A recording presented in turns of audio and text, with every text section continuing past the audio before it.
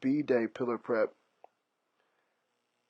So going for the first exercise on the B-Day pillar prep, we're going to start off with foam rolling on a tennis ball on our shoulder, or actually tennis ball shoulder rolling.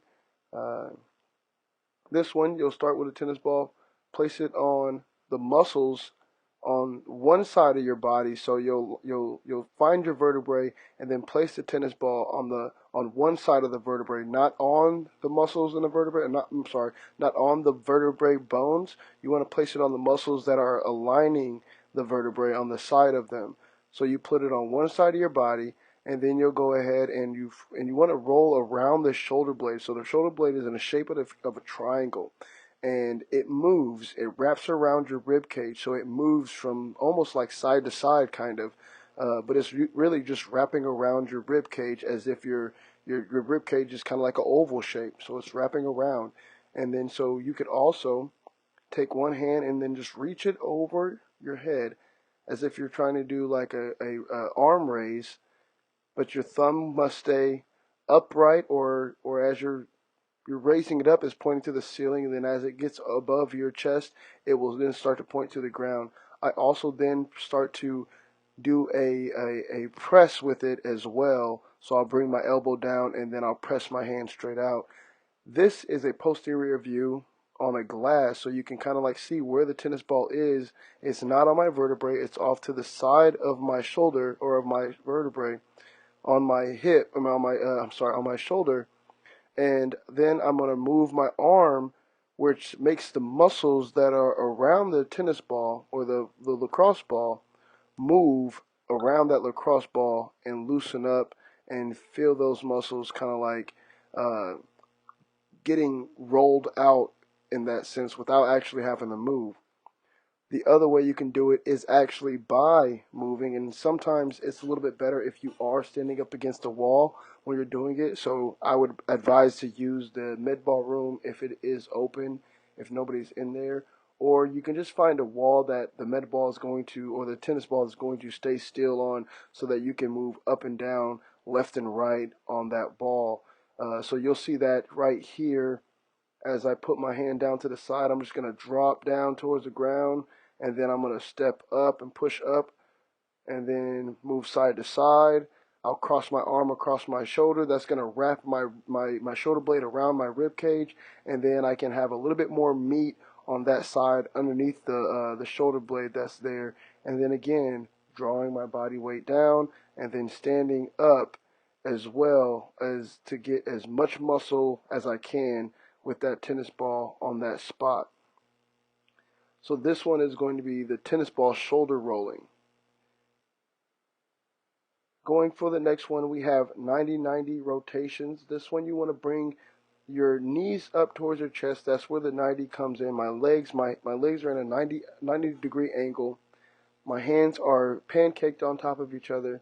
I take my eyes and I follow my hand all the way around my head, making a ginormous short circle around my head, or a halo around my head, and then I want to bring it back, keeping my eyes on my hand the entire time.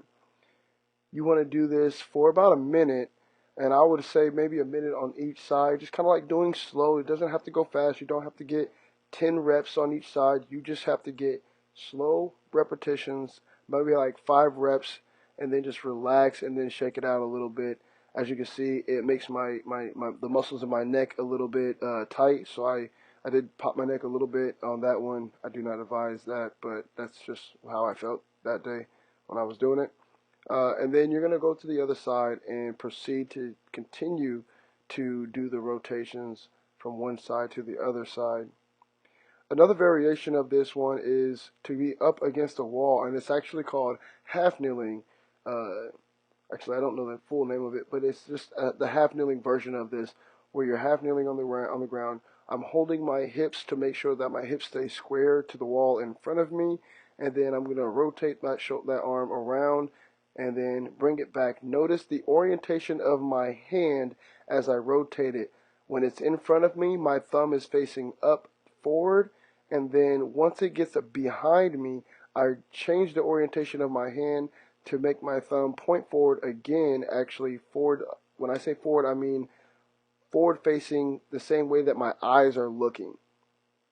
So you want to limit the amount of thoracic rotation that you have. That's the upper body rotating when you're reaching over that, and then just trying to like bring it back without any pain. The next one is going to be T-spine extension. You'll need a foam roller with this one, and you'll get down on your hands and knees, place your forearms on the foam roller, and then place your head in between your arms.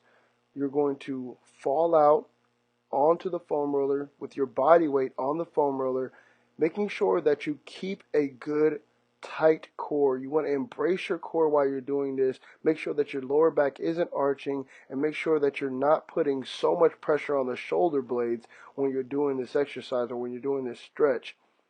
This one, if you're not doing it right, if you're not keeping your core tight, it will bother your shoulders and it will not feel good. So keep your core tight and go ahead and proceed to do those repetitions just like this.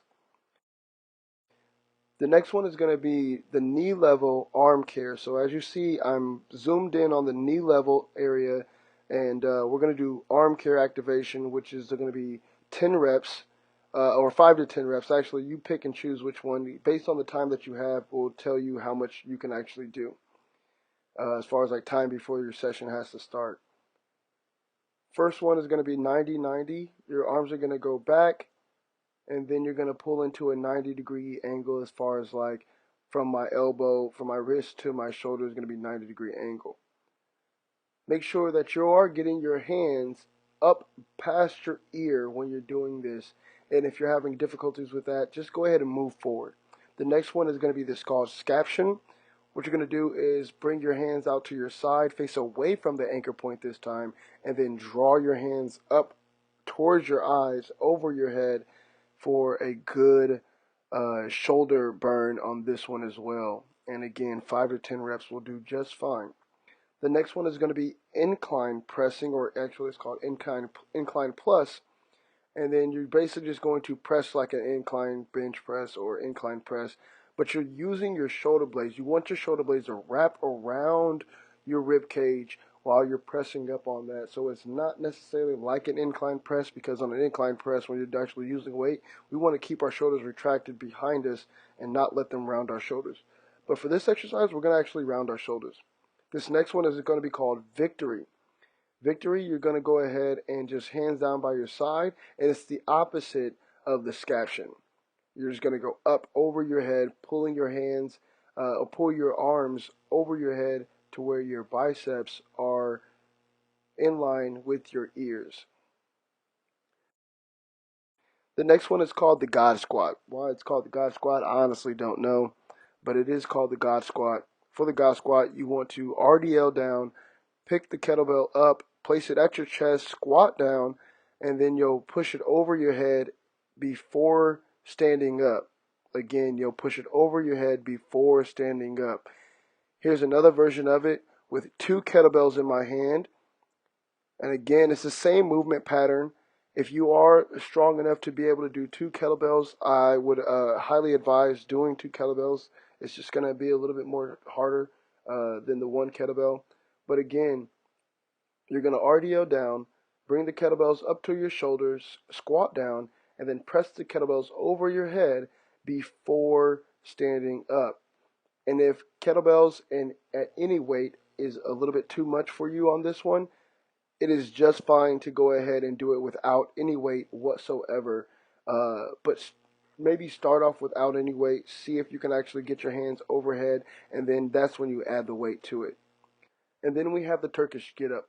The Turkish Get Up is going to be with weight if possible. If not, you can use a shoe on your fist or just use your hands in the air is just fine. We're going to place the kettlebell in my left hand. I'm going to have my left knee up towards the ceiling. My right leg is going to be out, and my arm is going to be on the same angle as my right leg, and you'll see that when I change sides.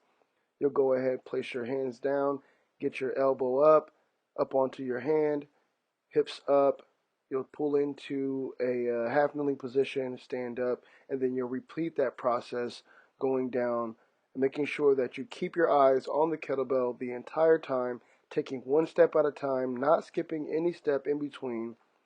And then when you bring it down, you want to roll over with the kettlebell rather than just letting it fall off to your side, or worse, having it straight from a hanging position over your head and then just dropping it to the side. Again, you'll see me line up. I'll put my right knee up this time, my right hand up this time, then put my foot on the same angle that my hand is on. I'll pop up onto my elbow, leaving my hand where it is the entire time. Pull into my hand. I'll lift my hips up, driving my hips to the ceiling. Sweep my leg underneath into a half kneeling position. Then I'll go ahead and get into that half kneeling position and then stand up. And then I'll repeat the process going in reverse, going back down. Sweeping the leg through, sitting my butt down, not skipping any steps in between. Again, shoulder the kettlebell and then roll over to the side to get a good position there. And then have a little fun after you're done.